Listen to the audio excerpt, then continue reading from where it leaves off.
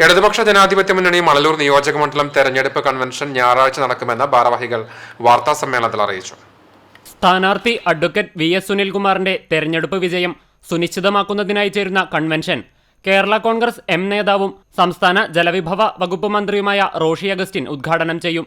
വൈകിട്ട് 4-ന് വെങ്കിടങ്ങ് എം.പീസ് ഓഡിറ്റോറിയത്തിൽ ചേരുന്ന തെരഞ്ഞെടുപ്പ് കൺവെൻഷനിൽ CPM സംസ്ഥാന കമ്മിറ്റി അംഗം M.K. കണ്ണൻ, CPI ദേശീയ സമിതി അംഗം C.N. Jayadevan, Murali Perunnelli MLA, C.T. Babu, A.V. Vallabhan, Aji Francis, V.K. Saithalikutty, Jose Thanikkal, K. Joseph, Rasheed master, P.L. Simon master തുടങ്ങിയവർ സംബന്ധിക്കും.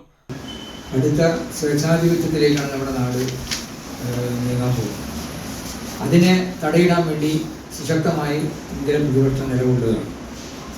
കഴിഞ്ഞ ലോക്സഭാ തെരഞ്ഞെടുപ്പിൽ കേവലം 37% വോട്ടിന്റെ പിൻബലത്തിലാണ് നരേന്ദ്രമോദി അധികാരത്തിൽ. അഥവാ ഭൂരിപക്ഷം വോട്ടർമാരും BJPക്കും ആ സർക്കാരിനെതിരായി. അതാണ് ജനാധിപത്യം.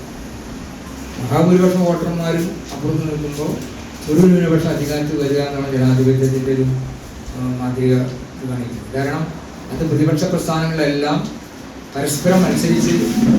പാവറട്ടി പ്രസ് ക്ലബിൽ നടത്തിയ വാർത്താ സമ്മേളനത്തിൽ Murali Perunnelli MLA, TV Haridasan, VG Subramanian, VR Manoj, Rakesh Kaniyamparambil എന്നിവർ പങ്കെടുത്തു.